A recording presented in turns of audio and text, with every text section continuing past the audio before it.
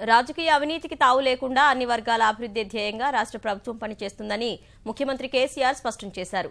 Governor ప్రసంగానికి ధన్యవాదాలు తెలిపే తీర్మానంపై జరిగిన చర్చకు శాసనసభలో సమాధానమిచ్చారు. గవర్నర్ ప్రసంగంలో ఒక్క అబద్దమైనా ఉన్నట్లు నిరూపిస్తే 5 నిమిషాల్లో పదవికి రాజీనామా చేస్తానని కేసీఆర్ సవాల్ విసిరారు.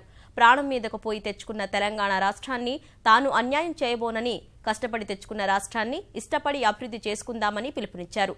అనవసర ఆరోపణలు చేస్తే సహించేది లేదని హెచ్చరించిన సీఎం, నిరాధార ఆరోపణలు చేస్తే న్యాయపరమైన చర్యలు తీసుకునేలా చట్టాన్ని తీసుకొస్తామని ప్రకటించారు. హామీ ఇచ్చినట్లుగా 1,00,000 ప్రభుత్వ ఉద్యోగాలు ఇచ్చి తీరుతామన్న కేసీఆర్ ముస్లిం రిజర్వేషన్ల బిల్లును ఈ సమావేశాల్లోనే ప్రవేశపెడతామని తెలిపారు. ప్రాజెక్టులను ఆపేందుకు కోర్టులకు వెడుతున్న ప్రతిపక్షాలకు ప్రజలే సమాధానం చెబుతారని ముఖ్యమంత్రి వ్యాఖ్యానించారు. నేను ఛాలెంజ్ చేస్తా ఉన్న అధ్యక్ష, ఇది గవర్నర్ గారిని చేసిన ప్రసంగం. ఒక్క వాక్యం కానీ, ఒక సెంటెన్స్ కానీ, దీనిలో అత్యుక్తి కానీ, అతిశయోక్తి కానీ, అబద్ధం కానీ ఉంటే 5 నిమిషాలలో నేను నా పదవికి రాజీనామా చేసి ఇంటికి పోతా అధ్యక్ష. 5 నిమిషాలు. ఏం కర్మ అధ్యక్ష మాకు? గవర్నర్ గారి ప్రసంగం ద్వారా అబద్ధాలు చెప్పాల్సిన కర్మ ఈ ప్రభుత్వానికి ఏం పట్టింది అని నేను అడుగుతా ఉన్నా. ఎందుకు చెప్పాలి? మేము ఏం ఆశించి చెప్పాలి? ఎందుకోసం అబద్ధాలు చెప్పాలి ప్రభుత్వం? ఎందుకు దాచిపెట్టాలి వాస్తవాలు? మేము దాచిపెడతలేం. మేము స్పష్టమైన అభిప్రాయంతో ఉన్నాం. అటువంటి అబద్ధాలు చెప్పాల్సిన అవసరం లేదు. నేను స్వయంగా దీన్ని రాపించిన అధ్యక్ష, మా కేబినెట్ దీన్ని ఆమోదించింది. ఎందుకు చెప్తాం అధ్యక్ష అబద్ధాలు? ఏం అవసరం ఉండి చెప్తాం? అటువంటి అవసరం ఏముంది అసలు మాకు? అధ్యక్ష, నేను ఒక మాట్లాడుతూ ఉన్నా, ఎందుకు యువకులలో ఈ అశాంతి మీరు ప్రేరేపిస్తా ఉన్నారు? ఏం ఆశించి? అధ్యక్ష, నేను ఒక మాట ఈరోజు I want to place it on record, తమ అనుమతితో. ఇది పోవాలి, ఈ రాష్ట్రం నుండి యువకులకు తెలవాలి, తద్వారా దేశానికి కూడా తెలవాలి, ప్రజలకు కూడా తెలవాలి వాస్తవాలు. తెలంగాణ నిరుద్యోగ యువకులకు నా మనవి, కొంతమంది రాజకీయ నిరుద్యోగుల కోసం మీరు మీ భవిష్యత్తు పాడు చేసుకోవద్దు. రాజకీయ నిరుద్యోగులు ఉన్న వాళ్ళు వాళ్ళకి అవసరమైంది ఏదో ఉండి మీ భుజాల మీద పెట్టి తుపాకి గాల్చే ప్రయత్నం వాళ్ళు చేస్తారు.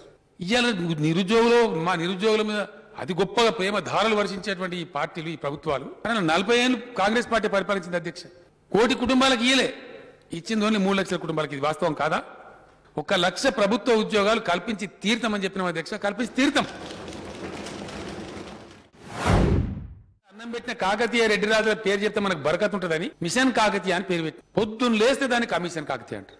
ఎక్కడ కమిషన్ అయ్యే బాబు అంటే దాన్ని రుజువు చేయాలి కదా. ఒకటన్నా మిషన్ భగీరథ పెడితే దాన్ని కమిషన్ భగీరథ అంట. గెలిచిన ప్రభుత్వం చేతులు కాలు ముడుచుకొని ఇంట్లో పండుకోవాలి అధ్యక్ష. ఏం పని చేయద్దా ప్రభుత్వం? మేము అంటనే ఉంటాం, మీరు ఇంటనే ఉండాలని నేనేం అధ్యక్ష వినదలుచుకోలేదు. గతంలో నేను చెప్పిన అధ్యక్ష, వీలైతే చట్టం తెచ్చే నేను న్యాయ నిపుణులకు చెప్పినాను. అలిగేషన్ చేయవచ్చు, డెఫినెట్ చేయవచ్చు, ఆరోపణ చేయవచ్చు, కానీ రుజువు చేయాలి. Prove or perish. ఆ చట్టం కూడా తెస్తాం అధ్యక్ష, డెఫినెట్ గా 100% తెస్తాం. ఎస్, డెఫినెట్ గా మేము నిజాయితీగా పనిచేస్తా ఉన్నాం అధ్యక్ష. ఎక్కడ కూడా రాజకీయ అవినీతికి తావి ఇవ్వటం లేదు. ఖచ్చితంగా తెలంగాణ యాదవులు భారతదేశంలోనే అత్యంత ధనిక యాదవులు కాబోతా ఉన్నారు. ఈ టీఆర్ఎస్ ప్రభుత్వ ఆధ్వర్యంలో డెఫినెట్ గా భారతదేశానికి ఒక మోడల్ కాబోతా ఉన్నారని చెప్పి నేను మనవి చేస్తా ఉన్నా అధ్యక్ష. ఆ టార్గెట్ అచీవ్ చేసి చూపిస్తాం. చేనేత కార్మికులకు నేను మనవి చేస్తా ఉన్నా, మంచి కార్యక్రమాన్ని మన ఆర్థిక శాఖ మంత్రి రేపు తీసుకొని రాబోతా ఉన్నారు.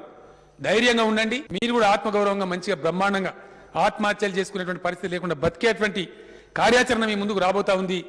రేపు మంచి తీపి కబురు మీరు వినబోతా ఉన్నారని చెప్పి మా చేనేత కార్మికులు కూడా ఈ సందర్భంగా నేను మనవి చేస్తా ఉన్నా.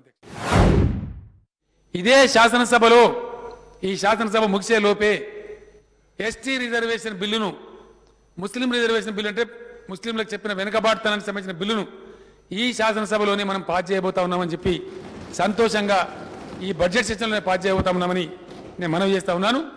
ఇక్కడ చట్టం చేసుకొని దాన్ని తీసుకెళ్లి భారత రాజ్యాంగంలోని 9th షెడ్యూల్లో ప్రవేశపెట్టమని, తమిళనాడుకి ఎటువంటి వసతి అయితే కేంద్ర ప్రభుత్వం ఇచ్చిందో అదే వసతి మనకు కూడా కల్పించమని చెప్పి మనం తీసుకొని అక్కడ పోరాటానికి పోతా ఉన్నాం.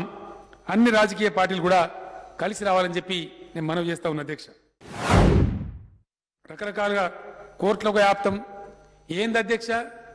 కోర్టుకు వీళ్ళు తెచ్చేస్తే ఆఫ్టర్ ఆల్ ఒక స్పీడ్ బ్రేకర్ లాంటిది. It can be small speed breaker. వేగాన్ని తగ్గిస్తుంది కానీ మొత్తం ప్రాజెక్ట్ ఆపలేరు. 600 అయినా సరే, 100కు 100% మీరు ఎన్ని హర్డిల్స్ క్రియేట్ చేసినా సరే ఇలా ప్రజలకు అర్థమైపోయింది మీరే ఆపుతున్నారు ప్రాజెక్టులని.